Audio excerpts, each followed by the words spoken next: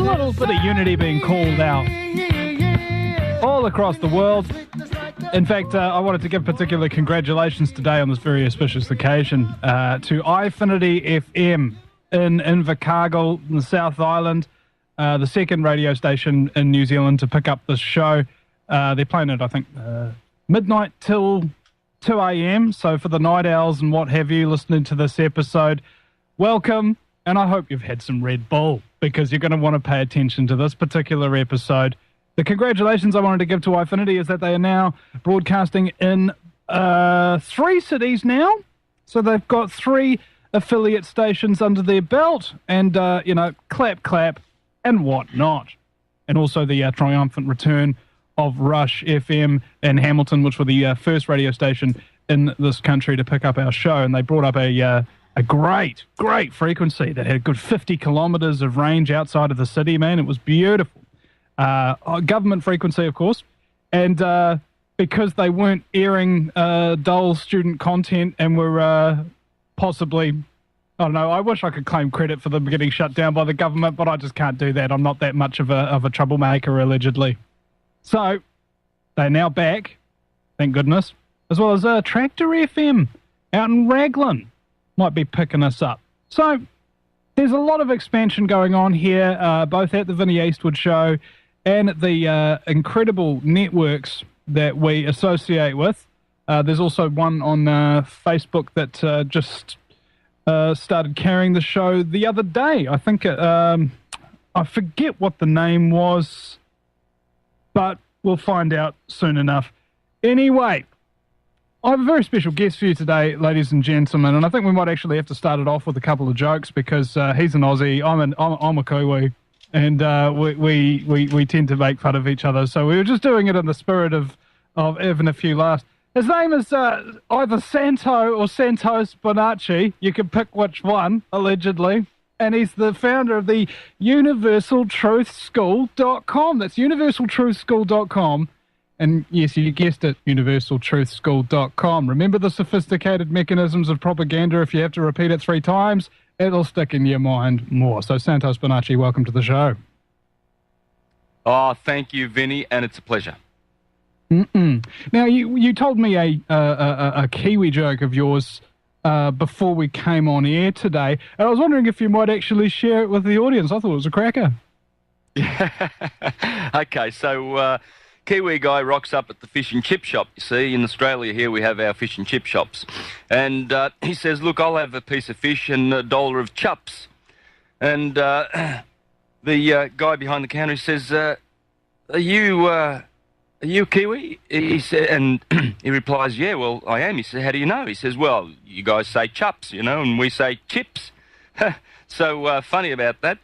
And so the Kiwi guy is getting annoyed with the Aussies picking on his accent. So he thought, right, I'll fix them. I'll work on my accent. So he works on his accent. Chips, chips, chips, chips. So finally, after a certain point, he thinks he's got it right. He goes to get some fish and chips one day, and he rocks up and he says, right. He says, I'll have a piece of fish and $1 of chips. And the retort came back, you're a Kiwi, aren't you? And the Kiwi guy goes, yeah, well, how did you know that? He goes, oh, because this is a hardware store. Oh, goodness. Right. And I had one to throw back as well. What's the difference between Australians and cheese? Yeah. If you leave cheese in the desert for 200 years, it develops culture. Yeah. Yeah. All right. Well, first of all, okay, let's start the show then. On with the interview. Santos Bonacci, could you introduce yourself to both me and the audience, just a little bit about who you are and sort of what woke you up and got you going into this field? Yeah, well, I grew up in Australia. My parents were Italian immigrants, came out in 56. I was born in 63. So there you have it, I'm 48. I have been a musician most of my life, semi-professional or professional. I've been involved with the Jehovah's Witnesses for most of my life, really. I was raised a witness by my parents. left it at 14, did the usual teenager things, came back in my late teens thinking I was doing the right thing, wanting to serve God and do the right thing, etc. So I rejoined the Witnesses and was very zealous for about, 10 years, I'd say, from about early 80s, 82, 83, when I got baptised, right till sort of about 92, when I had my son. And then the zeal just dipped off and dipped off. You know, I was increasingly being more and more frustrated with the organisation, noticing many discrepancies and paradoxes, and just generally going to the meetings and not being spiritually satisfied. I mean, it is impossible, absolutely impossible to go to any church, corporate Christian church these days, and be spiritually satisfied. You're left hungering. And I was hungering for years, hungering. But in the meantime, I'd done my studies. You know, I've always been a good Bible student. I love the Bible because I believe that there's more there than what meets the eye. The literal rendition, the exegesis that you get from the churches is quite ordinary, really. They have no idea of the content of that great book. So I also studied up on guys like Immanuel Velikovsky way back in the early 80s. So interesting that I should be reading up on those guys when I had a literal belief structure of worship. You know, you have to literally believe in the physical, historical, linear story of Christianity, otherwise you're doomed. You know, there's no use doing your research and no use knowing things. It's better to believe things and have faith, brother. But I was also studying guys like Alexander Hislop, who wrote the great tome, The Two Babylons, in which he exposed the Catholic as being Babylon number 2, etc. So guys like Graham Hancock and Robert Bauval, Peter Lemessurier, all these guys had alternative views of history. They had a different world view. So I would juxtapose this research with my literalist Christian religious practices. And of course there was conflict, big conflict. And people were pointing this out to me. They were pointing out that I had conflict, but I was denying that. Oh, no, that Jesus is our Saviour, etc. But when I started to realise that there was nothing but shenanigans going on in the churches, in particular the Jehovah's Witnesses, of which I can tell you some great inside stories. I mean, the corruption is incredible. It ceases to amaze me how corporate Christianity is still around. With all the information that we have, they've been exposed as killers, the pedophilia, the bones that have been discovered around monasteries these days, and Kevin Annett in Canada has made a great documentary recently in which he's exposed many of these burial sites where little children, especially Indigenous children, have been murdered en masse and buried alive, etc.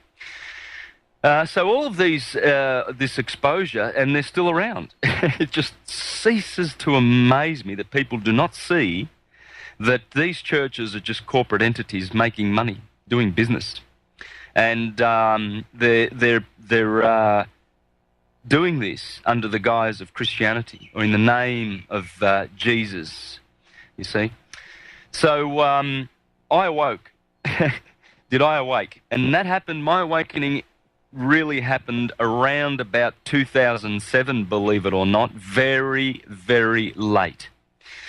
But it happened quick and it happened suddenly because I had a good foundation. And when everything just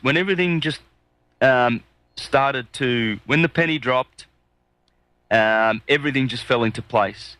All I had to do then was continue my researches and put together what I was understanding. And the end result of that is I have 12 videos, 12 video presentations on YouTube dealing with the subject of reclaiming dominion, astrotheology, Hermetic philosophy, astrology, celestial mechanics, and all of these types of subjects. Subjects that I have found and discovered to be the true freeing subjects and the true liberating subjects of the mind of mankind. And so I'm sharing that with people, and the feedback and the feedback is being positive all around the world. Many people are viewing the videos and giving them thumbs up and opening their minds and realizing the truth of the way reality really is. Because the other alternative is that Rome paints the reality for us, and it's all lies. Rome is all founded on lies. Yep, and all roads lead to it. I suppose the people who pursue some kind of religious game and wind up being incredibly corrupt is because of the fact that they think that they're doing it in God's name, ergo they can do no wrong. And I don't know what kind of merit that has, but I prefer to pretend to be the bad guy. That way, I'll see myself as the bad guy and see what I'm doing wrong, rather than never thinking I'll do anything wrong. Yeah, best way to go, isn't it? It's the best way to go. You just kind of have to expect corruption and skullduggery and scumbaggery at every single turn you look, especially if people have got power and money. We're going to wonder, where does the power and money come into the equation for Jehovah's Witnesses? Yeah, it kind of makes you wonder when you can check quite easily on the internet their business dealings, put them in the 20 top businesses in the borough of Brooklyn, New York, one of the 20 top money makers, and they have properties to show it. My goodness, they've bought up all these old hotels, multi-story buildings. They've gutted them out and just put their people in there that work at the printing offices there and do free work, but their properties are standing up like eyesores all over Brooklyn. You know, these are mega land grabbers, these corporations, run by the elite, funded by the elite, for the sole purpose of enslavement and mind control. Little do they know, these churchgoers, you see, because the first thing they do is they make the erroneous assumption that all is historically accurate with the Christian interpretation of the Jesus history story. When you do a little bit of reading, you find that this particular character is missing in action when you go back. If you go back far enough and you do enough reading, you will find that there was no such person. Missing in action, totally, 100%. And the four historical writers that they like to reference as though proving their historical lie that the Julian family and the Flavian dynasty of Rome concocted for the purpose of enslavement. These four writers are Suetonius, Tacitus, Pliny the Younger, and Josephus. And none of them talk about Jesus. The only one that talks about Jesus having done anything, so in other words, Jesus followed by a verb, is Josephus. And it's interesting that none of the church fathers for the first 300 or 400 years of history ever mentioned that particular passage. You will only find that passage in later editions of Josephus's works. You see, because they were added in. Rome has been falsifying history for a long time. The first person to do such was the Flavians. Then, 300 years later, there was Constantine and his right-hand man, Eusebius. These people have butchered and mutilated the true, historical, real story. And then, of course, came the blasphemous Jesuits who did their work in the 1540s and forward from there till our day. And they're still painting lies in the media, through CNN, ABC, and all these government-controlled media outlets, spewing out poison and lies so that the common herd will never know the truth. And so they are secure in this lie. You see, Rome has made this massive structure built around a historical Jesus for the purposes of taxation, enslavement, mind control, for the purpose of their fascist dictatorship, their empire. And you see, people don't realise that Rome is all about fasci. They are fascist. And we'll talk about more fascism after the break. As they say, there's a lot of isms out there. Fascism, communism, capitalism, ism everywhere, but no one stops to think. You're listening to the Vinny Eastwood Show. My very special guest from the universaltruthschool.com is Santos Bonacci. We'll be back in just a few moments. To fly to New Zealand by plane from New York City, it takes 22 hours. So from the Twin Cities, 19. I mean, I fly all the time, and 6 hours on a plane is like a lot, and 19 is wrong. And they distract you. They feed you, and then they feed you some more, and then they feed you. Give me a dessert. Give me a dessert. Give me a dessert. I'll have your dessert, you prick. Give me that dessert. I'll have a Bloody Mary. Yeah, give me a whiskey sour. Yeah, give me whatever you got. Just more liquor, more liquor, more liquor. And then when you're done, there's still 16 hours to go. You want to know what it's like? You can experience going to New Zealand. It's very simple.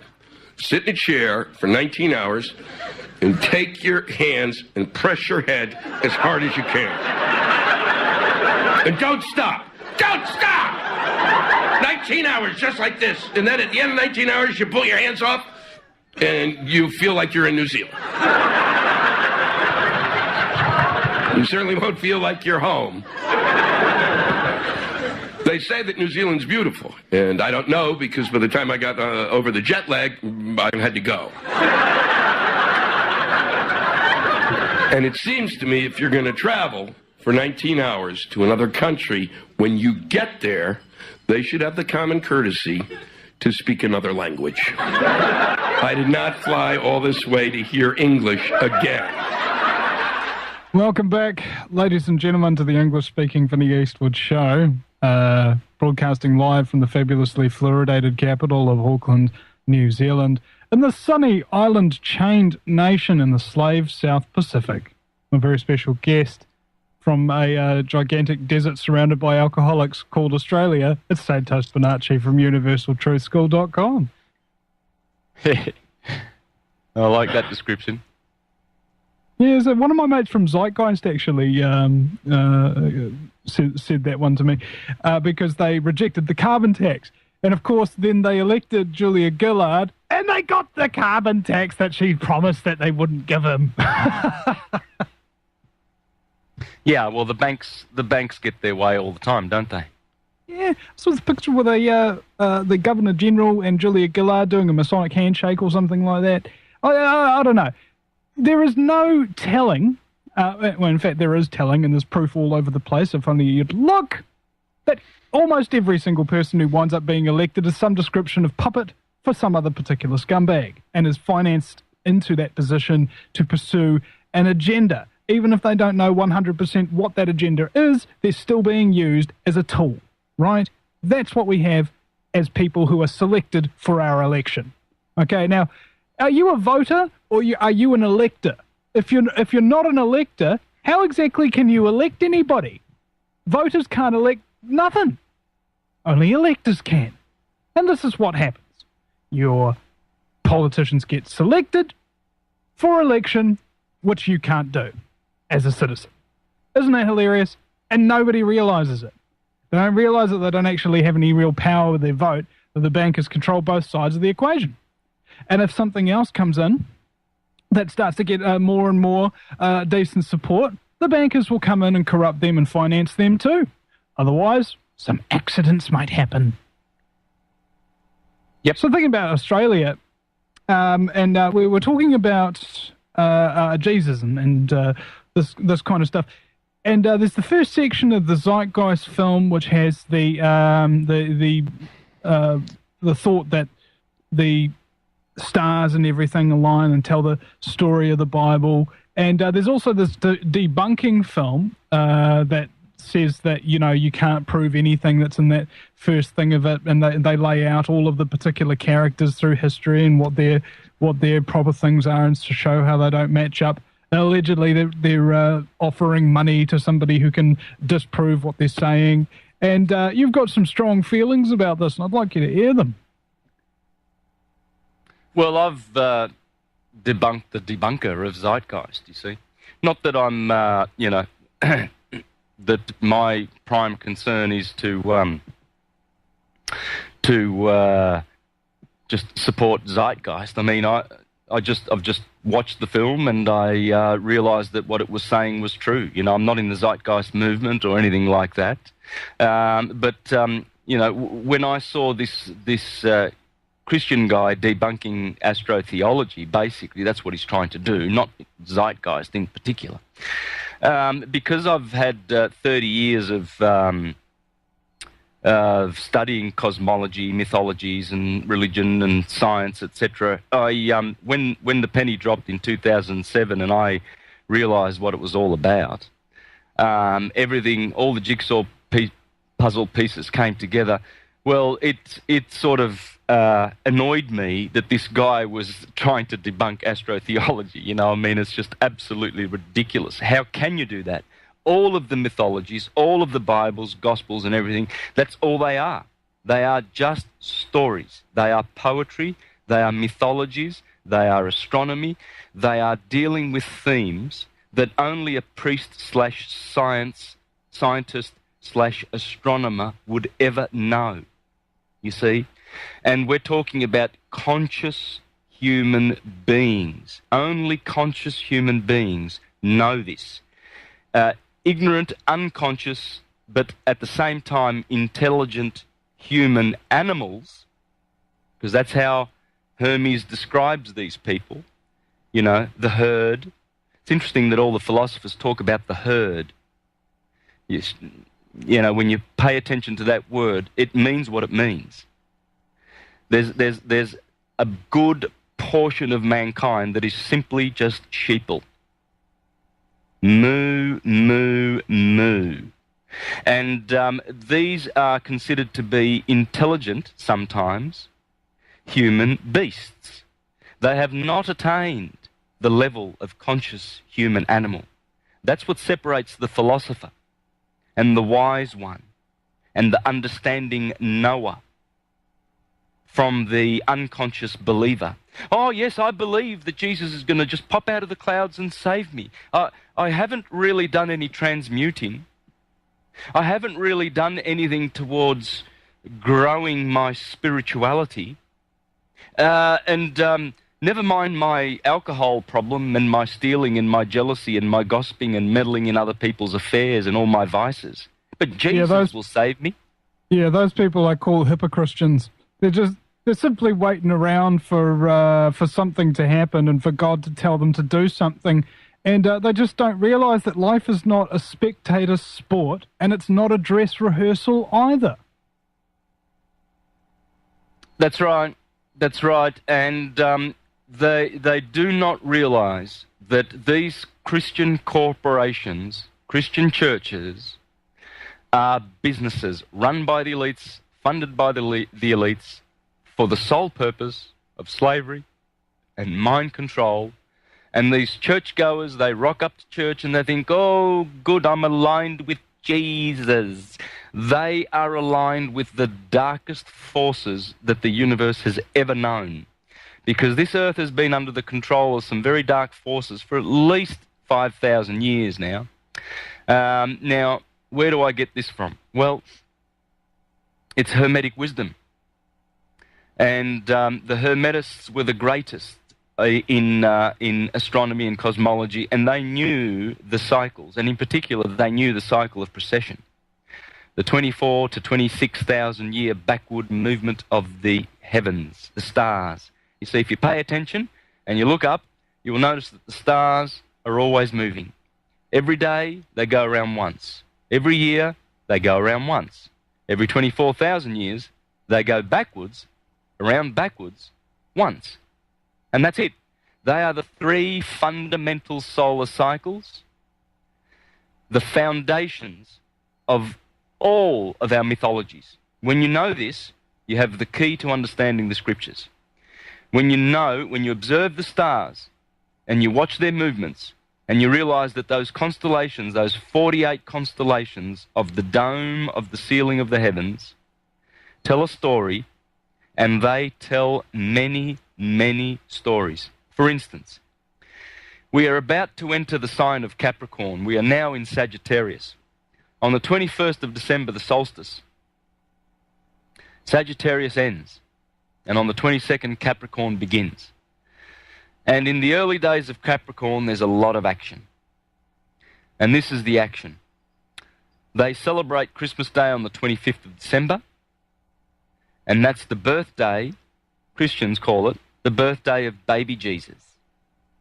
Well, it's interesting that that is also the birthday of the sun.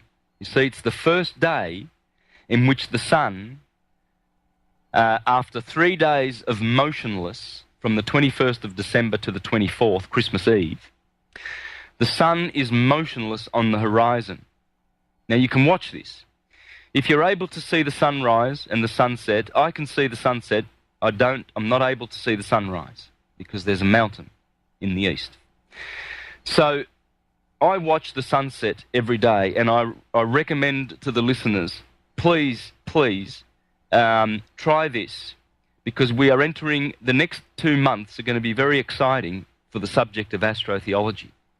If you look up, and I will show you how to identify the stars, you will see the whole nativity scene of Jesus and the three wise men, etc., played out in the heavens. And this is how it works. First thing you need to pay attention to is the sunset or the sunrise. You will notice that the sun, from winter to summer, is journeying along the horizon. Now, right now, the sun is journeying toward the 21st of December, the solstice point. And it goes southward. Every day you can see it move along the horizon. It's quite amazing to see the sun setting at a different spot every day. When you watch it carefully and you have your markers and you're able to discern that slight movement of the sun. Every 8 days it moves 1 degree. Every 8 days, 1 degree. But an unusual thing happens on the 21st of December. And you can watch it. And please, if you can, please watch the sunrise or the sunset on the 21st of December and notice the phenomena of the sun's stopping for 3 days. When it reaches the southernmost point on the 21st of December, there it will stand still for 3 days. And then on the 25th, if you watch the sun rise on the 25th of December, you will notice that the sun has nudged forward ever so slightly, but inexorably forward by degrees to reach the northern point now, 47 degrees north along the horizon to the 21st of June, the Tropic of Cancer, and summer, the summer solstice. So from the winter solstice on December the 21st to the summer solstice 6 months later on June the 21st, you can watch the sun going along the horizon, and it travels 47 degrees from point to point. But it will stop for 3 days at both of those points, on the 21st of December to the 25th of December, and on the 21st of June to the 25th of June. Absolutely phenomenal to watch the sun do this. You're actually witnessing a beautiful portal. Those 3 days where the sun stands still, are considered to be the days in which the sun dies in the tomb. You see, the same thing happens on the equinoxes. And this is why we celebrate at Easter, we celebrate Jesus' resurrection after 3 days in the tomb, you see? Because on the equinoxes, the same phenomena happens. From March the 21st to March the 25th, the sun appears to stand still in the east. So it's phenomenal when you pay attention to the equinoxes and the solstices. But the December one, this is the magic one, and I'll tell you why. Well, I'll explain why. Telling you why sounds a little bit arrogant, doesn't it? I'll tell you why. Just like a little bit. Yeah, like they do in church. I'll tell you, brothers, that you'll go to hell if you don't stop drinking coffee and dancing and using contraceptives and etc., etc. Such as the enlightenment of the Jehovah's Witness doctrine. Oh yeah, I remember a lot of the strange, punishments of, sisters that were wearing dresses that were too short, or, brothers who were drinking too much alcohol, or having a dance at the local gathering and they were reproved, etc. It's just incredible. It's just an organisation that is designed to meddle in people's affairs, stifle their emotional and spiritual growth, and just to absolutely express your buffoonery and your any kind of imbecilic stupidity. That's what churches are for. They are an arena for stupidity, for people who are happy to bar like sheep. And that's a pretty harsh categorization of people who go to church, no matter how accurate. Yeah, it's accurate. Look, there are some beautiful people that go to church, but these beautiful people don't realise that they have aligned themselves with dark forces, and it will bite them in the bum, because it will not serve them at all to go to church. It will serve them to acknowledge the Christ within. It will serve them to acknowledge the divinity and to transmute all of their vices into virtues. It will serve them to love and be conscious. But see, church is working against all of these things, Vinny, all of them. Yep, and we'll have to go along into more of that just after this coming break. Ladies and gentlemen, thank you very much for listening to the Vinny Eastwood Show. My very special guest is Santos Bonacci, coming in as live from Australia. So it's the Aussie and New Zealand show for the moment. Back in a moment.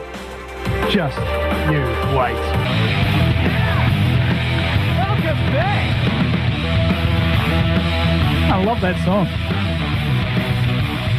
It embodies what it's all about, isn't it? Incidentally, the lead singer of Muse, his father was killed by MI6. That's why he has so much anti-establishment lyrics in his music, and that's why they're incidentally not funded by the enormous record labels who write all their music for them and tell them what they can and can't do. Yeah, good on your Muse. Yeah, and then they're an A-list band. Like, they headlined the Big Day Out in New Zealand, and I got to see them live. I think it was not last year, but the year before. So it just goes to show you that when you're anti-New World Order, very openly anti-New World Order, as in they've been on Patriot radio shows and stuff before, you can still go all the way to the top without the support of the establishment, without the financing by international banks to scum, and without compromising the truth or your values. Spot on. And there've been some very exemplary artists. Bob Dylan, John Lennon, of course, he was whacked. Michael Jackson, whacked. Led Zeppelin, Pink Floyd, they did not subject themselves to their labels. They controlled their artistic content, and these are the legends. These are the bands that are legendary. Not the buffoon bands who say, oh yeah, give us money. We will compromise our act. We will put words in there and images in our video clips that suit your perverse ends, Mr. Banksters and Mr. Sony label buffoons, because they're all happy to take the money and the fame and the glory, and they're all happy to put sleazy, sexual, perverse imagery in their videos to please the labels run by the elites so that they can corrupt the minds of young people. But Muse are standing up and teaching a good, conscious young generation of children coming through to stand up in dominion, to stand up as a sovereign and to be free. We were born free. We are free. We will always be free. We are divine, immortal spirits having a physical experience here. We do not need to be registered under Rome so that Rome can tell us what to do with our freedom, to pay her taxes, to pay her tributes. No, it's over. Rome, you have fallen. Well, you know, I take the idea of this. I was listening to, what was his name? The guy who got shot by the police and he predicted 9/11. I forget his name. William Cooper. Bill Cooper. Yeah, that's the one. He did a great explanation of socialism, and he said it's kind of like, you know, it's like being daddy's girl is socialism.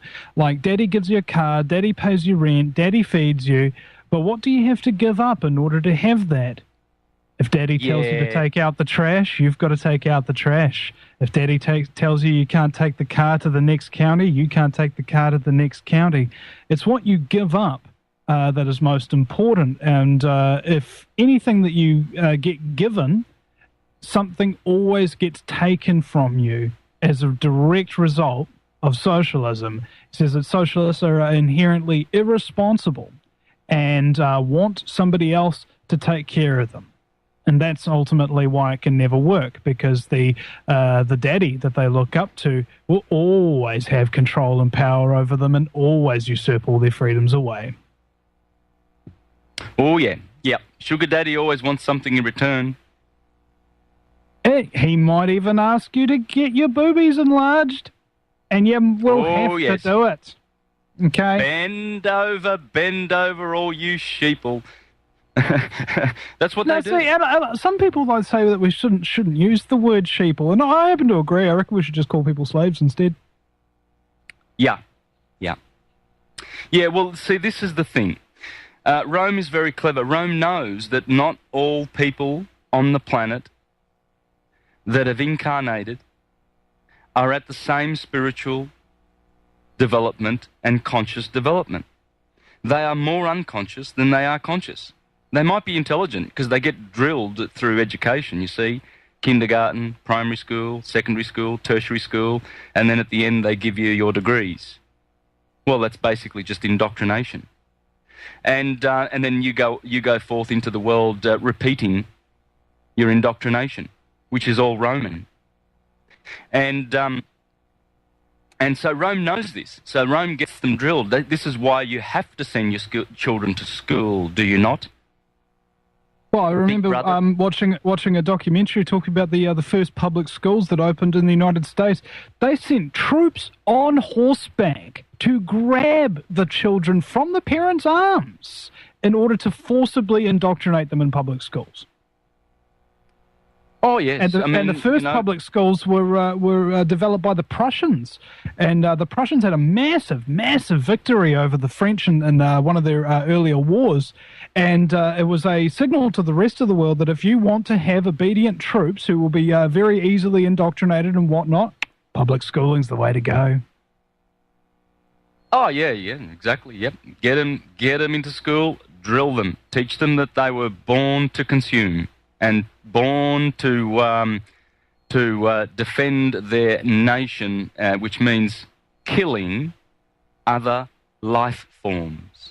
And it seems that the parents, even if your child comes home and your parents start to tell you, well, actually, no, that's not this way and that's not that way and blah, blah, blah, you should do this instead, when they go back to school, they wind up failing their classes and stuff like that because they realise that it's all BS and that it doesn't matter, but they have to be there anyway. And I think that's the problem with education in general, is that there's no choice and there's no stimulation. what do you think a kind of individual would be produced, a person who's used to having no choice and has no stimulation? Pretty obedient and an uncreative person who would probably not be too far away from spending their entirety of their life working at Walmart full-time for $8 an hour with no health benefits. Yeah. Yeah, you see, they grabbed these children quickly, like you said there in the early days of public schooling in the United States, where they grabbed children on horseback. That's Rome. That's Rome sending her foot soldiers for fear that if any of these little children are actually consciously awakening to their divinity, Rome might actually lose these ones. But unfortunately, Rome has lost too many. People are consciously waking up now. These people that are being born now, they're not going to take Rome's buffoonery. Rome will fall. It's only a matter of months. It's not years. It's only a matter of months. It must fall. It's built on pure fiction. Everything, the lot of it. And the biggest fiction, the biggest lie of Rome is the historical Jesus lie. That underpins all of Rome's taxing. That underpins all of Rome's false educational system. That underpins her capitalism, her materialism, her corporations, and all of the other Christian corporations doing business in the name of this historical lie. So they're herding people into the churches, and they're going to be saved by a Jesus, a historical Jesus that never did come and never will come, because the only Jesus that exists is the Jesus that we are. You see, the Gospels is telling the story of us. And because we are Christ-like, we are crystals. Christ and crystal is the same word, and we are carbon crystals. You see, when the Bible says that the Christ became flesh, it's talking about spirit engaging with matter. And everywhere you see is a mixture of spirit and matter. Anything your eye sees is a mixture of spirit and matter. That is the Christ made flesh. You see, they don't understand their own scriptures. Now, going back to the astrotheology, this is the best season to look up to the skies, Vinny. What you're noticing these days, if you go out tonight at midnight, now for the next 2 months you can watch this. Watch this show. This is beautiful, and what you can see for the next 2 months in the skies at around about midnight to 2 o'clock is the best time to see this. Right? What you do is you look straight up at midnight to 2 o'clock. From now on till about the end of the sign of Capricorn, which is about the 21st of January. So from the 21st of December to the 21st of January, you have the sign of Capricorn. And these are the most exciting stars that you will see in the skies above. What you will notice at midnight is that the brightest star in the sky, Sirius, is directly above your head. Now, because of precessional slippage, this is best viewed closer toward 1 a.m. to 2 a.m. All right. Now I'm labouring the time because people will automatically go out and they won't see Sirius, the brightest star, directly above. They'll see it about 35, 40 degrees off. And we'll leave it at that. Yeah, we will. Come back after the break. Indeed, my very special guest, Santos Bonacci from UniversalTruthSchool.com, from the Shark Attack capital of Australia, and the deadly spider messer. We'll be right back. Hour number 2 of the fastest 2 hours in talk radio. It's the Vinny Eastwood Show, broadcasting live from the northernmost utter uber metropolis, ruled by a semi-dictatorial Lord Mayor, who's also semi-elected. We got to pick his hand-picked, unelected cabinet in order to implement what was praised as Agenda 21. Actually, literally spelled out and said that the policy of running Auckland City, the largest city in New Zealand, was Agenda 21. And this is why a lot of Green groups, in fact, decided to put their support behind the Lord Mayor, Lynn Brown. I suppose when you have a look at any city, anywhere, over the entire world, you see these precise same patterns all going on at the precise same time, which is interesting because you can talk to anybody from New Zealand or Australia or America or Canada or the United Kingdom or Germany or Russia or Spain or China, and they all say the same thing. We're being ruthlessly raped by a group of dictatorial, socialist, psychopathic scumbags who have absolutely no interest in our freedom or sovereignty of any kind. That's why they call it a new world order, because there's not a soul on earth that can hide from it. My very special guest, Santos Bonacci from Australia. Yeah, well done, Vinny. I like the way you put that across nicely, but effectively and truthfully. This is what is going on. But these criminals that are in government doing this, they will be indicted in the next few months. It's only a matter of time. Because they are animalistic and they don't have consciousness, but they're just foot soldiers. And you have to understand too that a lot of these politicians are under a lot of pressure and mind control themselves, actually. So they do what they've been ordered to do. You know, apart from the fact that they get a lot of cash support in the back pocket for supporting these banksters and criminals. But they're going along thinking that their new world order will be established and everything's going ahead on cue, just as planned. But their plans will fail miserably. The whole thing will fall like a heap, like a deck of cards, like a house of cards. And it will fall in 1 hour because it's set up to fall. It will fall. Consciousness will defeat it, you see. They're up against, racing against time because consciousness is growing so fast. And this consciousness, this awakening that's occurring, it was predicted by all of the clairvoyant, foreseeing prophets of the past that have written them down in these beautiful books that we have called mythologies, gospels, legends of heroes, etc. They are just astronomical registries of astronomical phenomena. And what they do is they accurately predict the cycles as they go rise and fall. And this empire of Rome rose and must fall. The fiction must fall. Fiction cannot survive anywhere in the universe for any extended duration of time. It cannot happen. The universe does not tolerate it. Evil defeats evil. They are evil. They defeat themselves. And we have to sit back, not just sit back passively, of course, but sit back and watch the show. They will fall. And I have direct knowledge of this. I don't believe this. I know it. And you will know these things when you learn how to understand the so-called holy books. And what I was about to explain about the astrotheology of the season of Capricorn will actually expose it, because this is one of the best.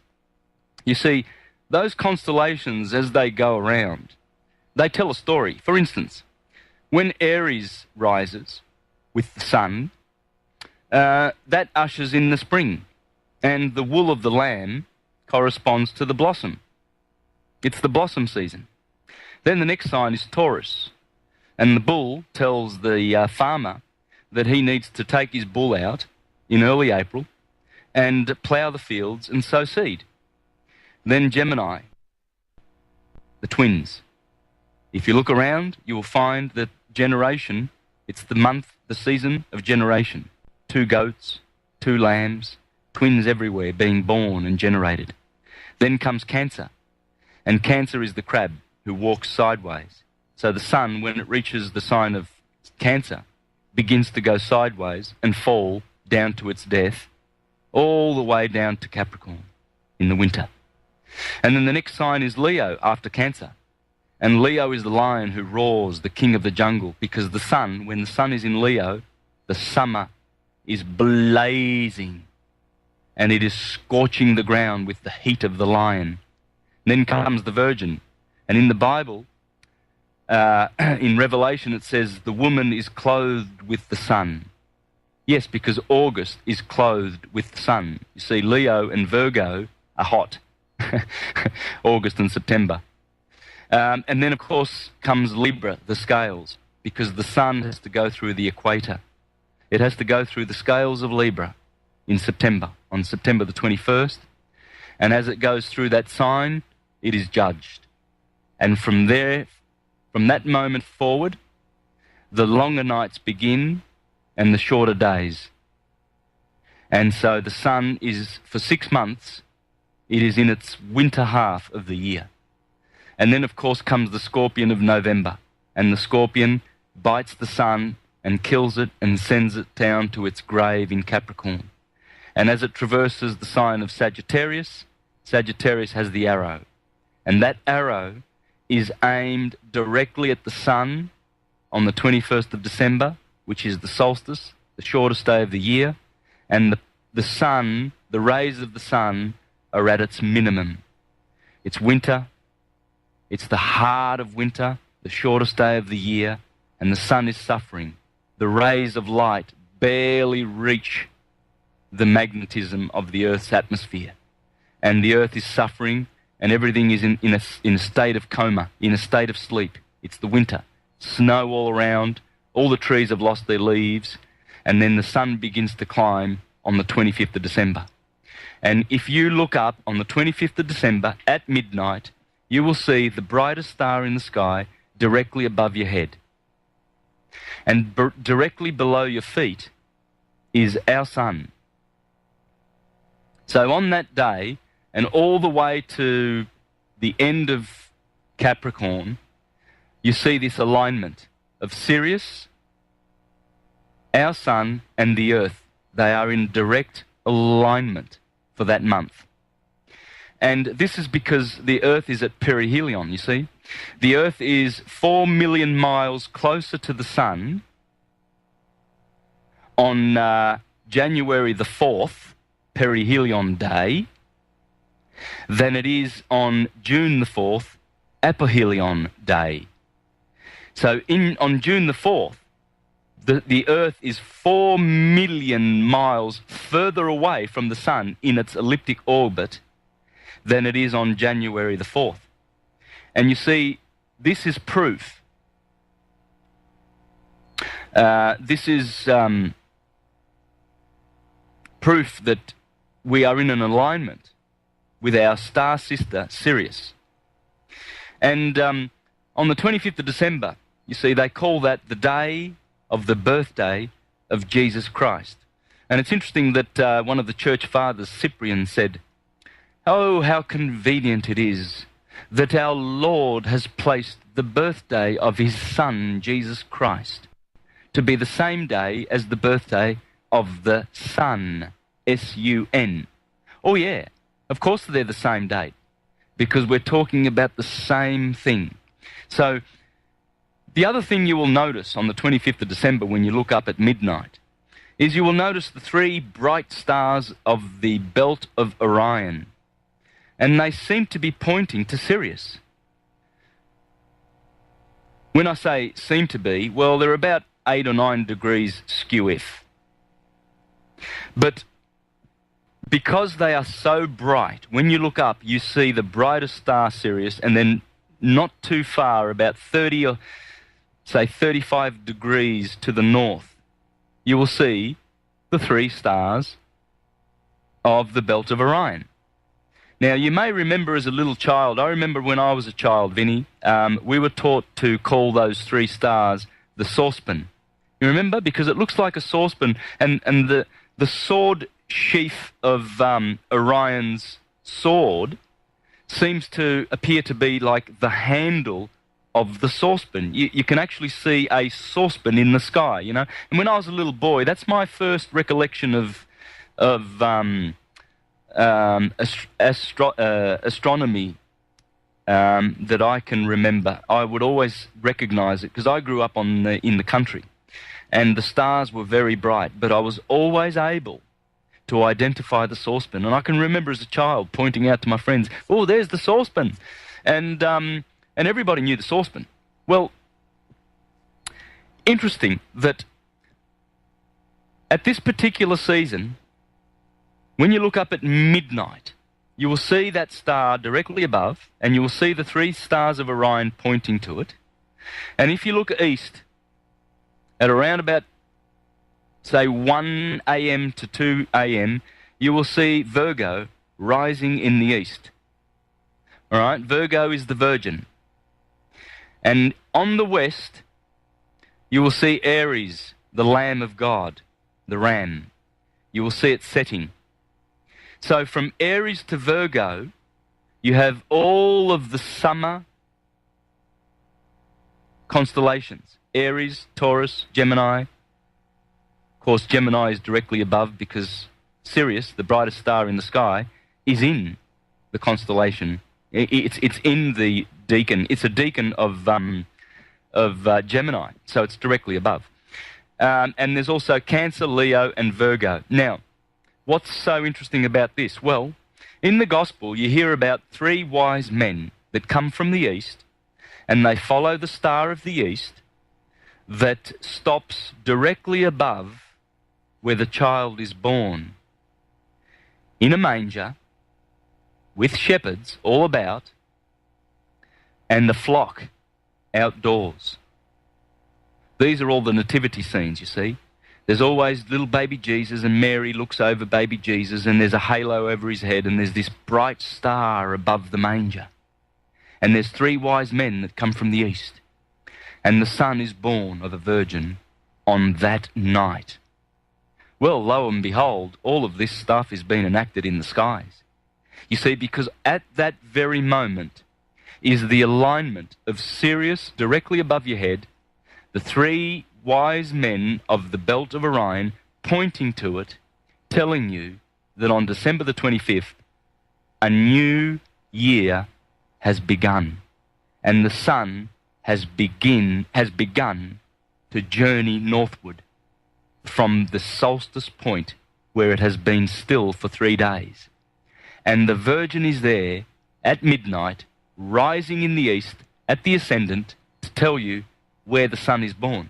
It's born of a virgin, because whoever controls the ascendant controls the whole destiny of the zodiacal wheel. And you see, we have a window of about 2 months, people, listeners. We have two months to observe this phenomena and to witness the true gospel that is the gospel of the sky. You see, there is nothing that happens on the pages of the Bible that have not happened in the skies. There is where we need to focus our attention and to see the stories panning out.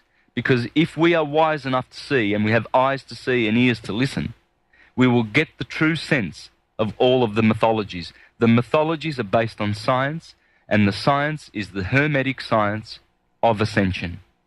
And it teaches us how we, who are spirits and divine, and who are having temporary physical experiences, must know the science of how to return back to unconditioned consciousness and back to source. And the science is there, and here we are going to priests on a Sunday morning to hear them teach us the very, very childish version of these Gospels. They've literalized them, anthropomorphized them, which is not a sin, by the way. There's no evil in this. It's just that what they don't tell you is that these stories are stories designed for children under the age of 12. Then, at the age of 12, you're supposed to tap them on the head, so to speak, and say, look, Johnny, you know what? That story about Santa Claus and, Humpty Dumpty, Little Red Riding Hood, Jesus Christ and his 12 disciples, King Arthur and his 12 disciples, Hercules and his 12 labours, Horus and his 12 disciples, Mithras, Quetzalcoatl, Dionysus, Bacchus, Sabazius, etc. You know, the same story that you keep hearing about some hero with 12 helpers. It's the sun in the sky. And the 12 helpers, they would always be. I wonder if Santa has 12 little helpers as well. You will find that they will either have 7 or 12. Or 4. What? Why 7 or 12 or 4?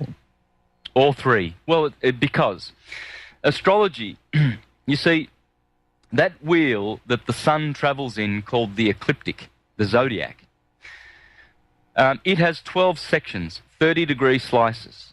So your 360 degrees of circle are always divided into 30-degree sections, and they are 12. And there are 7 visible planets that we see wandering through that ecliptic. And they race around. You can see them at night. Tonight, if you look up, you'll see Venus and Jupiter. And a beautiful waxing moon. And Jupiter is not far from the moon. It's only about 20 or 30 degrees away. Please have a look at this beautiful conjunction. And you see these 3, they are the brightest luminaries in the sky. Jupiter, Venus, and the moon. You'll see them tonight. You'll see them there for the next 2 nights. And before the full moon. Now, as they wander around, they are the 7. That's Snow White and the 7 dwarves. That's the 7 days of the week. Sunday for the sun, Monday for the moon, Saturn day for Saturn, Friday for Venus, etc. And the 4, there was always 4, well, they would be the 4 elements, earth, fire, air, and water. And the 3, well, they would be the Father and the Son and the Holy Spirit. Cardinal, fixed, and mutable signs, because each of those signs are cardinal, fixed, and mutable. And talking about astrology and all of these wonderful things is my very special guest, Santos Bonacci. You're listening to the Vinny Eastwood Show, broadcasting live from New Zealand, and we'll be back momentarily. Yes, we can get down in the Schwarzenegger sense of the word on the Vinny Eastwood Show. The world you knew was gone just then. And I think that's all that happens, really, is you're constantly, significantly watching the world slowly disappear into nothingness, into memory, into past, into history, and then eventually being forgotten. And as soon as an idea that was great once upon a time gets old and forgotten, when it returns, people think it's revolutionary.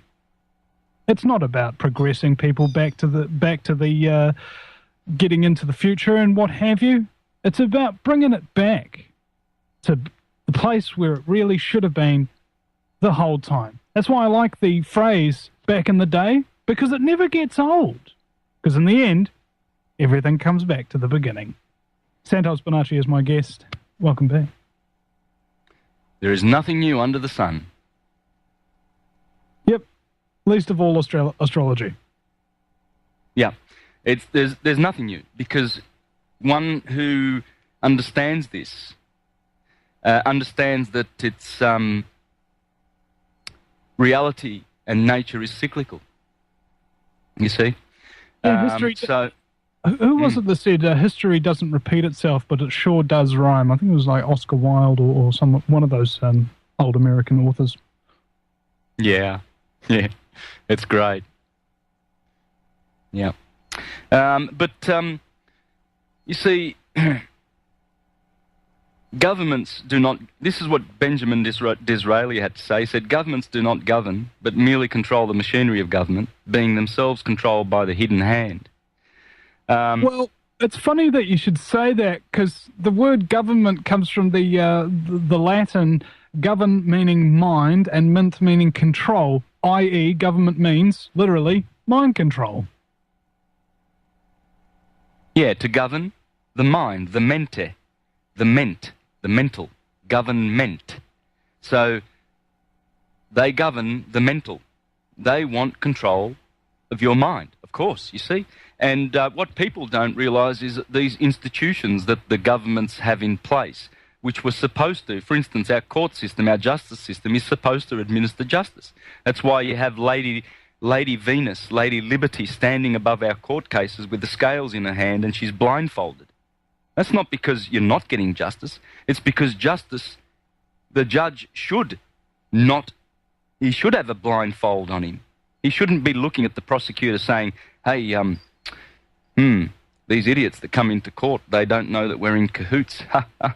And he shouldn't be watching these things. He should be listening for the cry of the one who is saying that he has been dealt unjustly, you see. So they should be listening for the justice, but they are not. All these institutions are pretending to be what they are not. The churches are coming in the name of Jesus. They're not teaching anything Jesus said. I think Jesus said, love your enemies, by the way. So what are these churches doing, killing people? For instance, we can check out the work on YouTube, on the internet, of a Canadian researcher called Kevin Annett, Annett, where he has exposed how the Uniting Church and the Church of England and all of these churches in Canada have been murdering millions of Indigenous people through the government schools. They herd them into schools, give them tuberculosis, and then have them spread the tuberculosis through all the healthy children in the school because they don't quarantine them, etc. And there are stories that he's uncovered where Indigenous people are coming out now and telling how, you know, many of the children in school were lined up in front of ditches and shot dead on the spot. And the ones that didn't die immediately were buried alive with dirt. And these children that survived heard the screams of these children. And these were Uniting Church, Church of England, Catholic schools and institutions. They are there to kill. That's all they are there to. And they kill in three ways: spiritually, emotionally, which is mental, or mental, let's call it spiritually, mentally, and physically. This is why there's so much pedophilia in the churches, because it's all abuse. It's not just physical abuse that you get in church. It's not just sodomy and rape. You get raped spiritually because they tell you lies. For instance, just believe in a historical dude. He'll save you. And believe in our version. I actually talked to a Christian guy the other day, and I asked him, what would it actually take for you, knowing about the New World Order as a Christian, to actually start to fight against it, to actually try and start awakening other people, to actually be, say, a warrior for God or whatever, to actually fulfill some use rather than just going to work and coming back home and doing nothing. And he says, well, if God tells me to do it, then I'll do it. And I think that this stuff is foretold in the Bible, and it's going to happen anyway. And after it's over, God will come and they'll save me and my wife and everybody else that believes as we do. And it just seemed insane. Yeah, and the local Jehovah's Witness and all the rest of them are thinking the same thing. I will just go to church, and when the elder or the priest tells me what God's message is for me, what I should do, then I will do it. Well, wait a minute. I think, the Jehovah's Witnesses, well, I know what the Jehovah's Witnesses, I was one for 22 years. I know exactly, I can tell you some things. My goodness, I can tell you some things. But you'll have one sect of these corporate Christians that if you drink coffee, you're going to go to hell. There's another one that says if you have contraceptions, you're going to go to hell. If you dance and you're a Calvinist, you will go to hell, because Calvin used to put people in jail for dancing. The kind of buffoonery they just don't understand anything. This is why they are in government-controlled institutions, which are churches. If they want to do what Jesus said, well, I'd be doing what Jesus said. Love your enemies. That's about all you need to do. Love God. I think that was what I found was very I found it very ironic that people wouldn't just follow what Jesus did and what Jesus said, because that all seems like reasonable, good, decent human thing to do, to take care of yourself and others, and to vanquish and to go after the people that are trying to screw and rape everybody and throwing the bankers out of the temple. You know, that sounds about right. That's something I can agree with. However, to sit back and say, well, actually, I'm going to do absolutely nothing and completely ignore all of that in favor of some Roman senators' interpretation of the Bible, which they all put together to religiously control everybody so that they also had military and financial control over us at the same time for a perfect spectrum of domination. Exactly. And you mentioned the Roman Senate. Well, it would be good at this point to identify who the Roman Senate is today. Well, it's the Senate that sits on top of the biggest corporation in the universe. That's the Vatican. And they would be those buffoons that dress in red, scarlet, the scarlet-coloured wild beast of Babylon, the cardinals of Rome. They are the dark magi. They are the dark evil force on this planet, and they have been identified as the Senate of Rome by a gentleman in the Renaissance times called Giovanni Pico della Mirandola. He was a Renaissance student of Marsilio Ficino, who would be Cosimo de' Medici's instructor, the great Renaissance men who caused the rebirth of the 14th and 15th century and the Renaissance. And he went down to Rome 30 years before Martin Luther with his 90 theses. He had 900 theses. He went down to Rome and said, I will challenge the Cardinal Senate of Rome to a debate, and I will prove the syncretism of all of the theologies, all of the philosophies, and all of the religions on this planet. They are all one, saying the same science. It's all Hermetic science, and it all was founded in Egypt 50,000 to 65,000 years ago by the Hermetic priesthoods. And they were consciously enlightened mankind.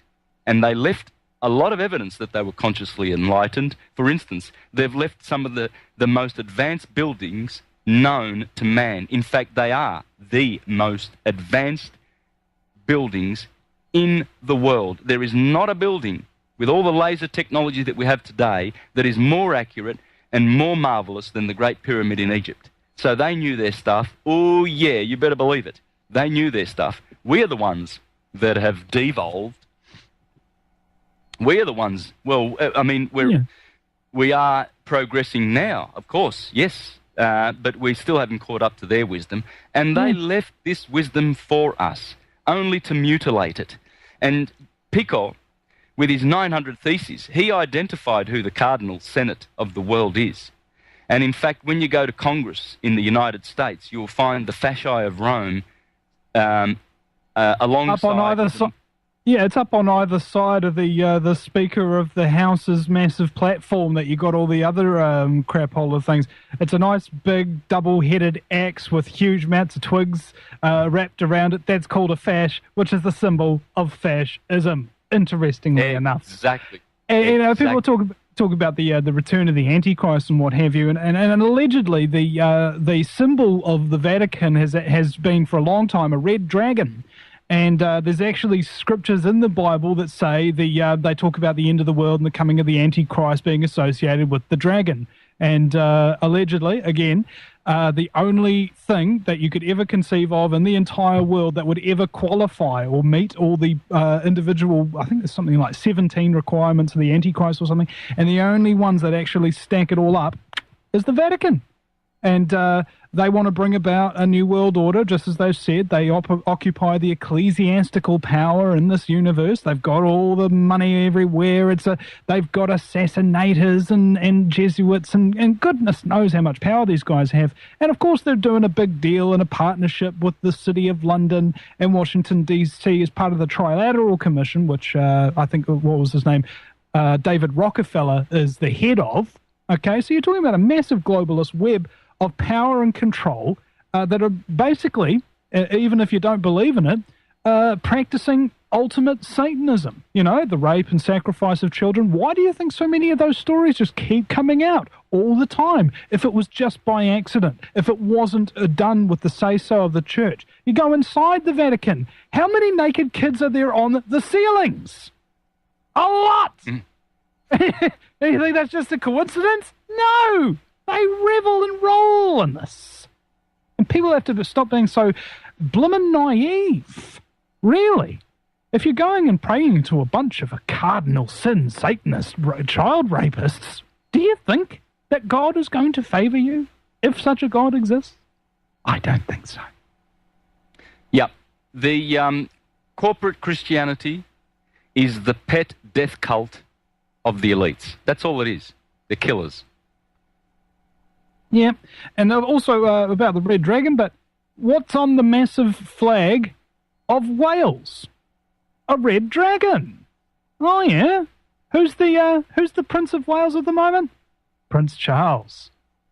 So you can see that there's a lot of influence and control that gets exerted through all of these different social and corporate networks. And of course, the thing that really ties them all together is, of course, the money.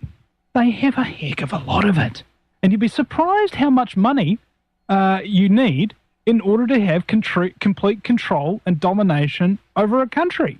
Allegedly, it was worked out back in the day that it would only take about $300 million a year to have complete corporate control of the United States, to bribe who needed to be bribed and to facilitate what needed to be facilitated so that you could have dominance over its legislation and its branches of government. And sure enough, they've all been corrupted. All but it's all been done. It's all been done by the Vatican. Underhandedly, and most of the world is being caught sleeping with their pants down, and the Vatican has come in through the back door.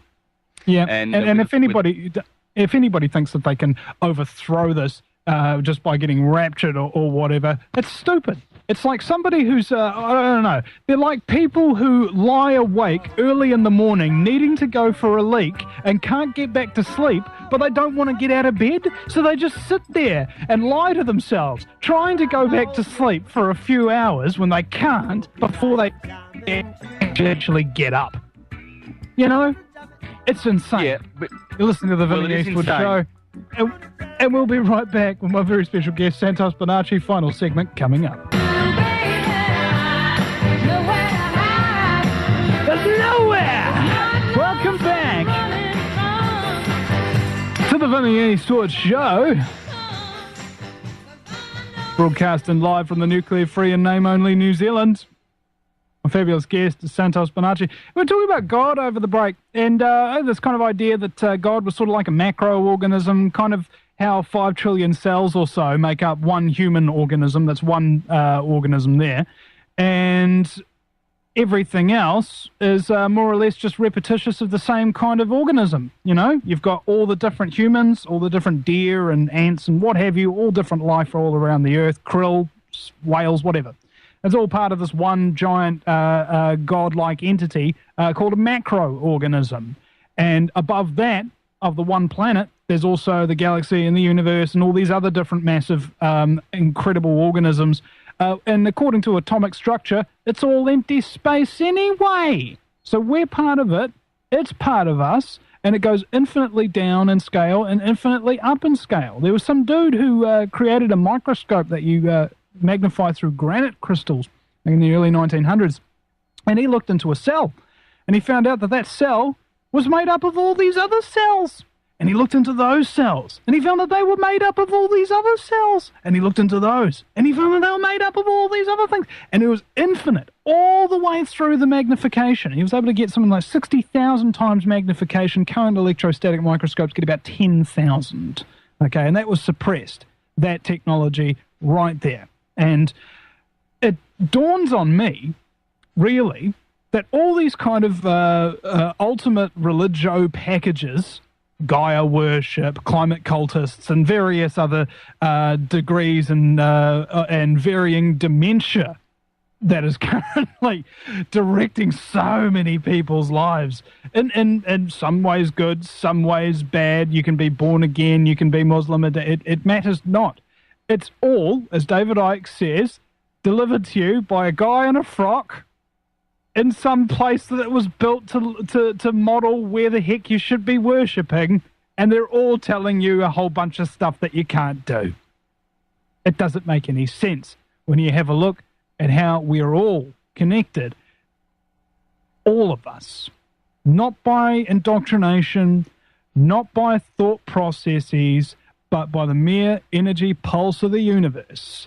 Everything's connected, and there's nothing you can do to escape from that. Just like there's nothing you can do to escape from a new world order. Because this is a practical reality thing. We're here on a physical plane, a physical level. So that means if somebody's trying to physically kill you, you should physically fight back. You shouldn't just have some black uniformed guy charge through your front door with billy clubs and taser darts and sleep pills and what have you, and put you into nice harmony fisticuffs or what have you. No!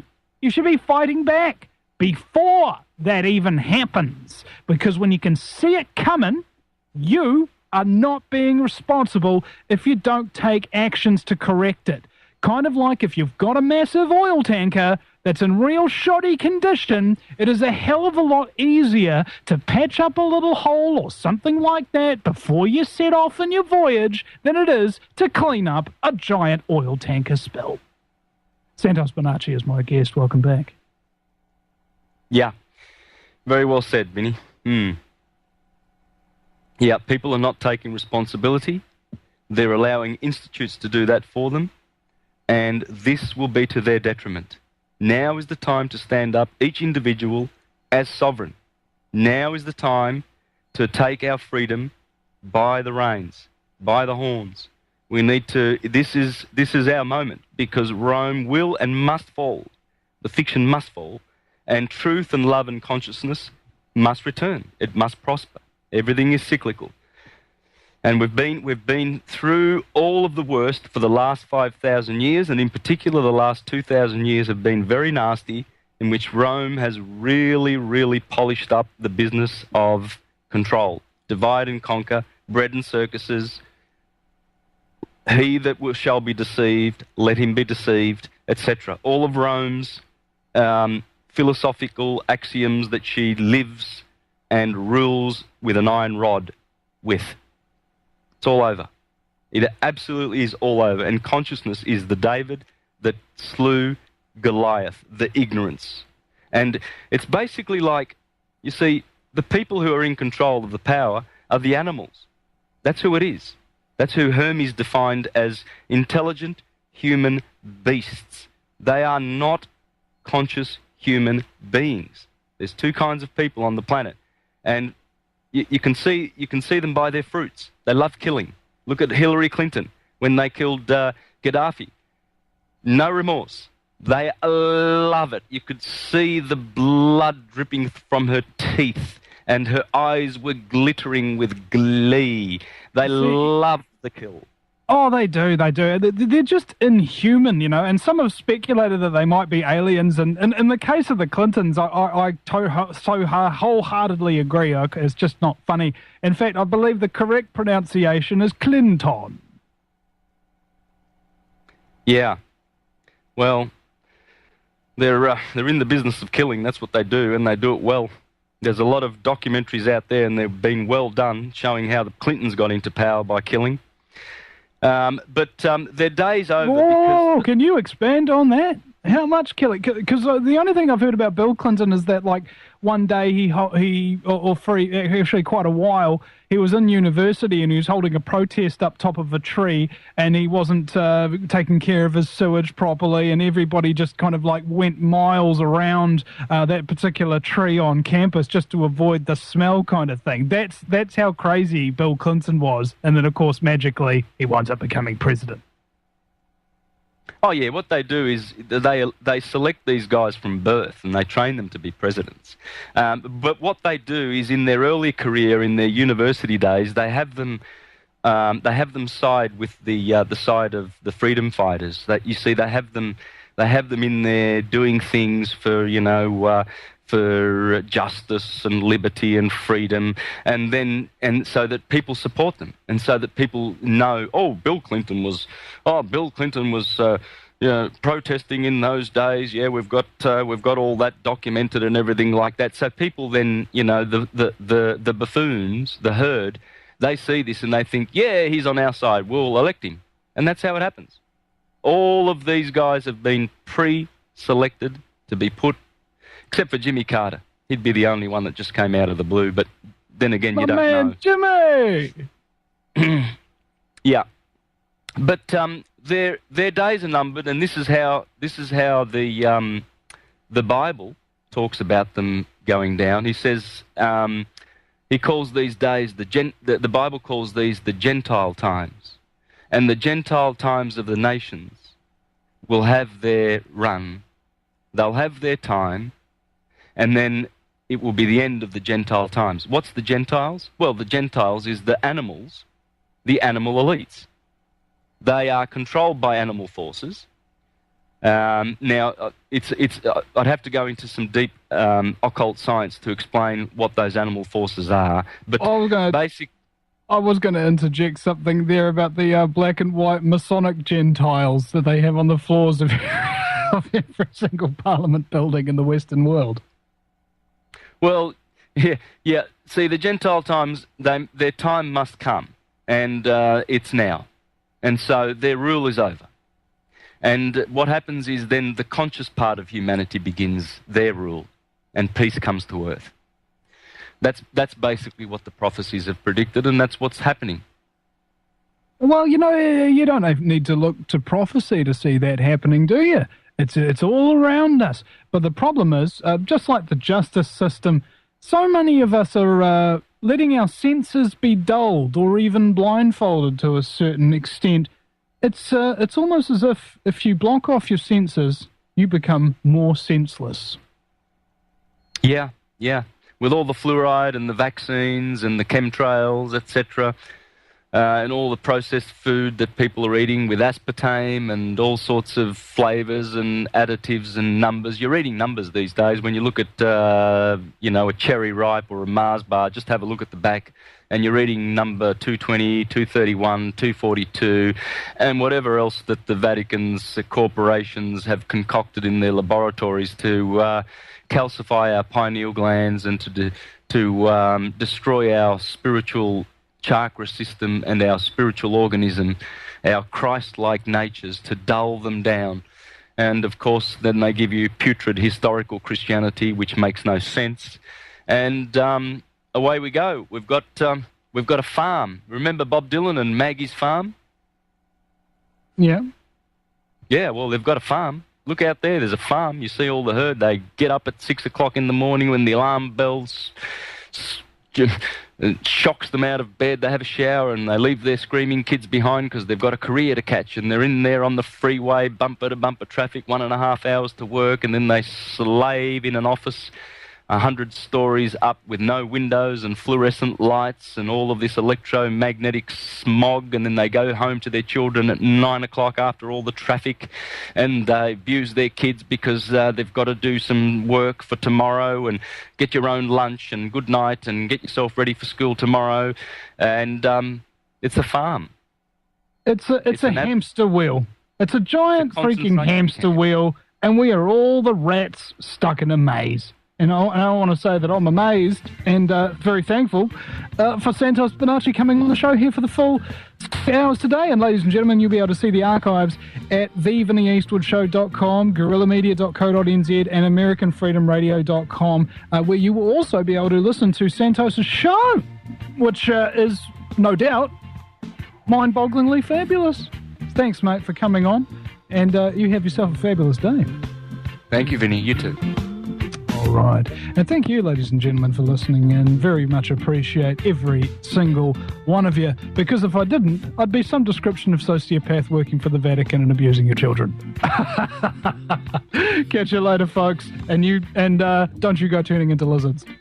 So interesting that I should be reading up on those guys when I had a literal belief structure of worship.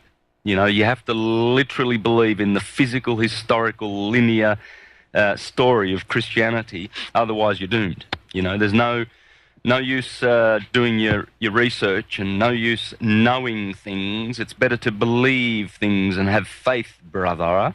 But I was also studying guys like Alexander Hislop, who wrote the great tome, The Two Babylons, in which he exposed the Catholic as being Babylon number 2, etc. So guys like Graham Hancock and Robert Bouval, Peter Le Mesurier, all these guys had alternative views of history. They had a different world view. So I would juxtapose this research with my literalist Christian religious practices. And of course there was conflict. Big conflict. And people were pointing this out to me. They were pointing out that I had conflict, but I was denying that. Oh, no, that Jesus is our saviour, etc. But when I started to realise that there was nothing but shenanigans going on in the churches, in particular the Jehovah's Witnesses, of which I can tell you some great inside stories. I mean, the corruption is incredible. It ceases to amaze me how corporate Christianity is still around. With all the information that we have, they've been exposed as killers, the pedophilia, the bones that have been discovered around monasteries these days, and Kevin Annett in Canada has made a great documentary recently in which he's exposed many of these burial sites where little children, especially Indigenous children, have been murdered en masse and buried alive, etc. So all of this exposure, and they're still around. It just ceases to amaze me that people do not see that these churches are just corporate entities making money, doing business. And they're doing this under the guise of Christianity, or in the name of Jesus, you see. So I awoke. Did I awake? And that happened, my awakening really happened around about 2007, believe it or not, very, very late. But it happened quick and it happened suddenly because I had a good foundation. And when everything just started to, when the penny dropped, everything just fell into place. All I had to do then was continue my researches and put together what I was understanding. And the end result of that is I have 12 videos. Unity. Oh, yeah. Unity. Just a little bit of unity being called out all across the world. In fact, I wanted to give particular congratulations today on this very auspicious occasion to iFinity FM in Invercargill in the South Island, the second radio station in New Zealand to pick up this show. They're playing it, I think, midnight till 2 a.m. So for the night owls and what have you listening to this episode, welcome. And I hope you've had some Red Bull, because you're going to want to pay attention to this particular episode. The congratulations I wanted to give to iFinity is that they are now broadcasting in 3 cities now. So they've got 3 affiliate stations under their belt, and, clap, clap, and whatnot. And also the triumphant return of Rush FM in Hamilton, which were the first radio station in this country to pick up our show, and they brought up a great frequency that had a good 50 kilometres of range outside of the city, man. It was beautiful. Government frequency, of course, and because they weren't airing dull student content and were possibly, I don't know, I wish I could claim credit for them getting shut down by the government, but I just can't do that. I'm not that much of a troublemaker, allegedly. So they're now back, thank goodness, as well as Tractor FM out in Raglan might be picking us up. So there's a lot of expansion going on here, both at the Vinny Eastwood show and at the incredible networks that we associate with. There's also one on Facebook that just started carrying the show the other day. I think I forget what the name was, but we'll find out soon enough.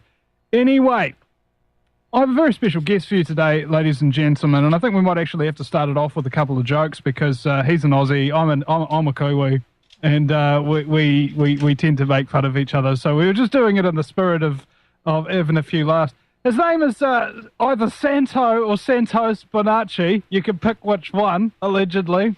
And he's the founder of the UniversalTruthSchool.com. That's UniversalTruthSchool.com. And yes, you guessed it, UniversalTruthSchool.com. Remember the sophisticated mechanisms of propaganda. If you have to repeat it 3 times, it'll stick in your mind more. So Santos Bonacci, welcome to the show. Oh, thank you, Vinny, and it's a pleasure. Now, you told me a Kiwi joke of yours before we came on air today, and I was wondering if you might actually share it with the audience. I thought it was a cracker.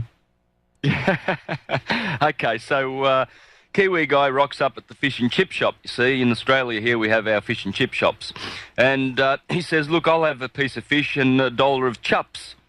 And the guy behind the counter, he says, are you Kiwi? He said, and he replies, yeah, well, I am. He said, how do you know? He says, well, you guys say chups, and we say chips. So funny about that. And so the Kiwi guy is getting annoyed with the Aussies picking on his accent. So he thought, right, I'll fix them. I'll work on my accent. So he works on his accent. Chips, chips, chips, chips. So finally, after a certain point, he thinks he's got it right. He goes to get some fish and chips one day, and he rocks up and he says, right. He says, I'll have a piece of fish and $1 of chips. And the retort came back, you're a Kiwi, aren't you? And the Kiwi guy goes, yeah, well, how did you know that? He goes, oh, because this is a hardware store. Oh, goodness. Right. And I had one to throw back as well. What's the difference between Australians and cheese? Yeah. If you leave cheese in the desert for 200 years, it develops culture. Yeah. Yeah. All right. Well, first of all, okay, let's start the show then. On with the interview. Santos Bonacci, could you introduce yourself to both me and the audience, just a little bit about who you are and sort of what woke you up and got you going into this field? Yeah, well, I grew up in Australia. My parents were Italian immigrants, came out in 56. I was born in 63. So there you have it, I'm 48. I have been a musician most of my life, semi-professional or professional.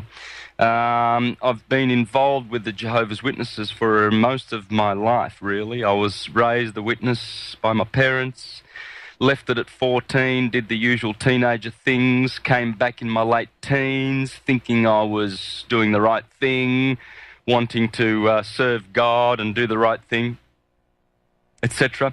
So I rejoined the Witnesses and was very zealous for about, 10 years, I'd say, from about early 80s, 82, 83, when I got baptised, right till sort of about 92, when I had my son. And then the zeal just dipped off and dipped off. I was increasingly being more and more frustrated with the organisation, noticing many discrepancies and paradoxes, and just generally going to the meetings and not being spiritually satisfied. I mean, it is impossible, absolutely impossible to go to any church, corporate Christian church these days, and be spiritually satisfied. You're left hungering. And I was hungering for years, hungering. But in the meantime, I'd done my studies. You know, I've always been a good Bible student. I love the Bible because I believe that there's more there than what meets the eye. The literal rendition, the exegesis that you get from the churches is quite ordinary, really. They have no idea of the content of that great book. So I also studied up on guys like Immanuel Velikovsky way back in the early 80s, the Christian interpretation of the Jesus history story. When you do a little bit of reading, you find that this particular character is missing in action when you go back. If you go back far enough and you do enough reading, you will find that there was no such person. Missing in action, totally, 100%. And the four historical writers that they like to reference as though proving their historical lie that the Julian family and the Flavian dynasty of Rome concocted for the purpose of enslavement. These four writers are Suetonius, Tacitus, Pliny the Younger, and Josephus. And none of them talk about Jesus. The only one that talks about Jesus having done anything, so in other words, Jesus followed by a verb, is Josephus. And it's interesting that none of the church fathers for the first 300 or 400 years of history ever mentioned that particular passage. You will only find that passage in later editions of Josephus's works. You see, because they were added in. Rome has been falsifying history for a long time. The first person to do such was the Flavians. Then, 300 years later, there was Constantine and his right-hand man Eusebius. These people have butchered and mutilated the true historical, real story. And then, of course, came the blasphemous Jesuits who did their work in the 1540s and forward from there till our day. And they're still painting lies in the media, through CNN, ABC, and all these government-controlled media outlets, spewing out poison and lies so that the common herd will never know the truth. And so they are secure in this lie. You see, Rome has made this massive structure built around a historical Jesus for the purposes of taxation, enslavement, mind control, for the purpose of their fascist dictatorship, their empire. And you see, people don't realise that Rome is all about fasci. They are fascist. And we'll talk about more fascism after the break. As they say, there's a lot of isms out there. Fascism, communism, capitalism, ism everywhere, but no one stops to think. You're listening to the Vinny Eastwood Show. My very special guest from the universaltruthschool.com is Santos Bonacci. We'll be back in just a few moments.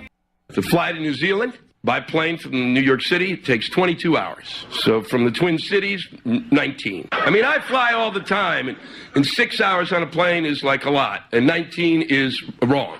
And they distract you. They feed you, and then they feed you some more, and then they feed you. Give me a dessert. Give me a dessert. Give me a dessert. I'll your dessert, you prick. Give me that dessert. I'll have a Bloody Mary. Yeah, give me a whiskey sour. Yeah, give me whatever you got. Just more liquor, more liquor, more liquor.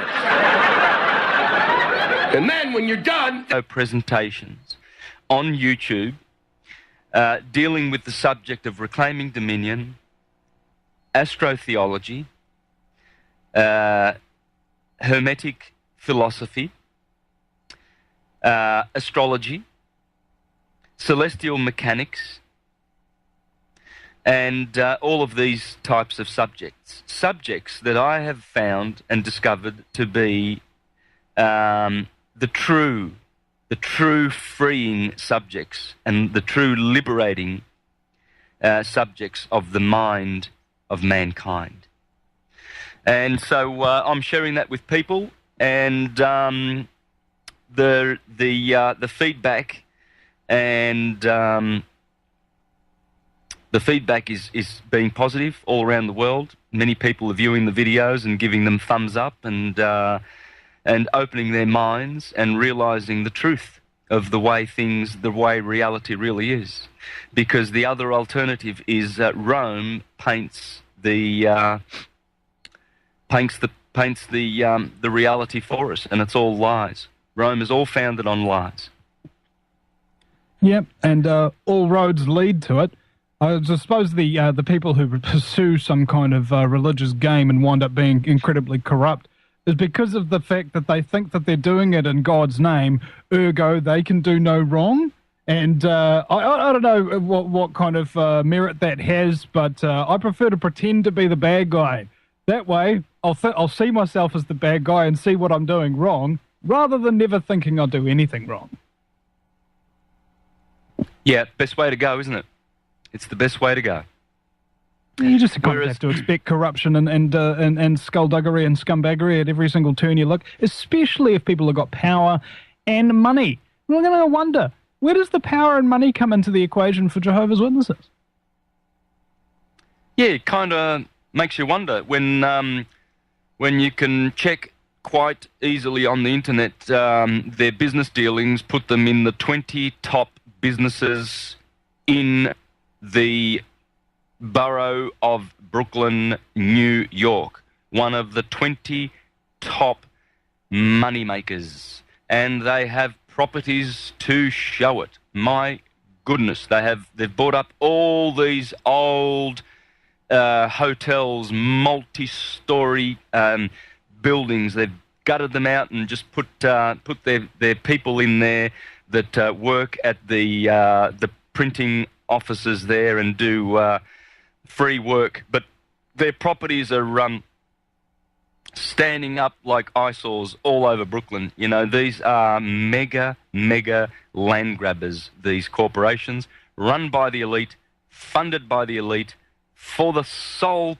purpose of enslavement and mind control.